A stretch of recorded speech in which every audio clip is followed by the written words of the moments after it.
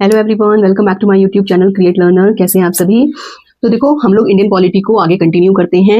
हम लोग fundamental rights को पढ़ रहे थे और फंडामेंटल राइट्स से मैंने आप लोगों को आर्टिकल 13 को बताया था कि आर्टिकल 13 क्यों इतना इंपॉर्टेंट है। हालांकि आर्टिकल 13 12 की ही तरह कोई फंडामेंटल राइट प्रोवाइड नहीं कर रहा है, लेकिन वो फंडामेंटल राइट्स को बेस प्रोवाइड करता है। इसके बिना हमारे फंडामेंटल राइट्स अधूरे हैं।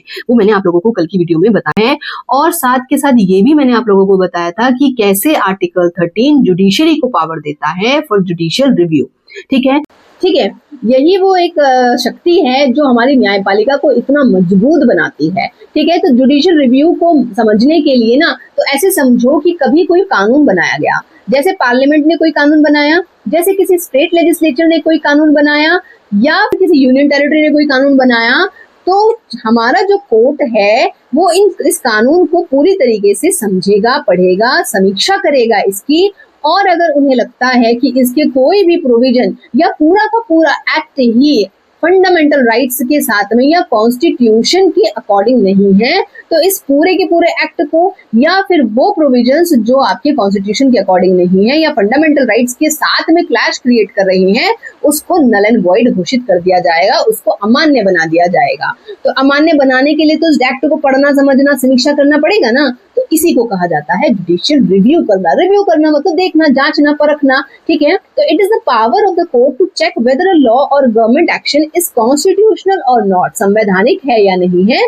ये चेक करना होता है जुडिशियल रिव्यू के अकॉर्डिंग। ठीक है, judicial review is considered a basic structure of constitution. ठीक है, अब देखो यहाँ पर बेसिक स्ट्रक्चर का भी डॉक्ट्रिन आ गया है। क्लियर है, तो जुडिशियल रिव्यू क्या है, एक बेसिक स्ट्रक्चर का पार्ट है।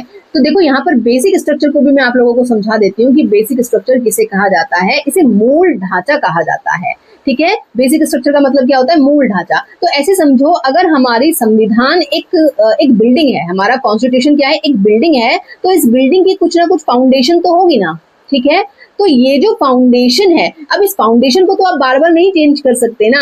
आप फाउंडेशन को चेंज करोगे तो बिल्डिंग पे इम्पैक्ट पड़ेगा कि नहीं पड़ेगा, और हो सकता है कि आगे चलकर वो बिल्डिंग भी गिर जाए। ठीक है, तो बिल्डिंग पर इम्पैक्ट पड़ेगा।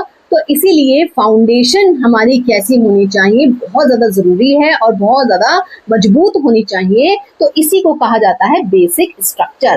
ठीक है, तो इसमें क्या है, कुछ चीजें शामिल की गई हैं। फॉर एग्जाम्पल, जैसे हमारा देश कैसा रहेगा, लोकतांत्रिक रहेगा, ये हमारा फाउंडेशन है। लोकतांत्रिक है, डेमोक्रेटिक हमारी देश रहेगा। दूसरा हमारा कैसा रहेगा, रिपब्लिक रहेगा, मतलब हमारा जो सुप्रीम लीडर है वो इलेक्टेड होगा। ऐसा नहीं होगा कि भाई जो हमारा प्रेसिडेंट है कल के दिन वो अपने बेटे को बिठा दे, फिर वो अपने बेटे को बिठा दे। दैट मीन्स यहाँ पर कोई भी वंशानुक्रम प्रथा नहीं चलेगी। तो इसे क्या कहा जाता है, रिपब्लिकन सिस्टम कहा जाता है। क्लियर, तो ये भी हमारा बेसिक स्ट्रक्चर में शामिल है। दूसरा हमारा बेसिक स्ट्रक्चर में, जैसे मैंने अभी आपको बोला कि जुडिशियल रिव्यू, कि भाई अगर पार्लियामेंट, चेक एंड बैलेंस बोलते हैं जिसको हम, पार्लियामेंट कोई ऐसा काम ना करे जिससे हमारे कॉन्स्टिट्यूशन पे, हमारे सिटीजन पर कोई नेगेटिव इम्पैक्ट पड़े, तो इसके लिए जुडिशरी को पावर दी गई है कि जुडिशरी पार्लियामेंट को क्या कर सके, चेक कर सके। तो इसके लिए जुडिशियल रिव्यू शामिल किया गया है और जुडिशियल रिव्यू को बेसिक स्ट्रक्चर में शामिल किया गया है।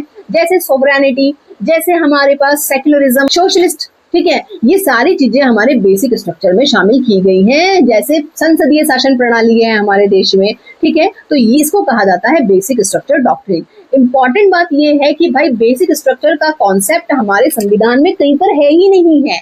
ये तो बाद में चल के आपके एक इंपॉर्टेंट केस आता है, लैंडमार्क केस आता है, एक ऐतिहासिक केस आता है जिसे कहा जाता है केशवानंदा भारती केस।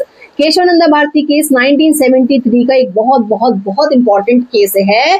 तो इस बेसिक स्ट्रक्चर डॉक्ट्रिन को पहली बार लाया गया था और ये बहुत ज्यादा इंपॉर्टेंट केस हो जाता है। ठीक है, तो बेसिक स्ट्रक्चर आप लोगों को समझ में आया। तो इसके रिगार्डिंग कोई भी डाउट्स और कोई भी कंफ्यूजन होता है तो आप कमेंट में क्वेश्चन पूछ सकते हैं। मैं कोशिश करूंगी पूरे के पूरे क्वेश्चंस का आंसर करने की। ठीक, और नेक्स्ट वीडियो में हम लोग पढ़ेंगे आर्टिकल 14 से हम लोग स्टार्ट करेंगे फंडामेंटल राइट्स को। तो आशा करती हूँ आपको वीडियो समझ में आई होगी।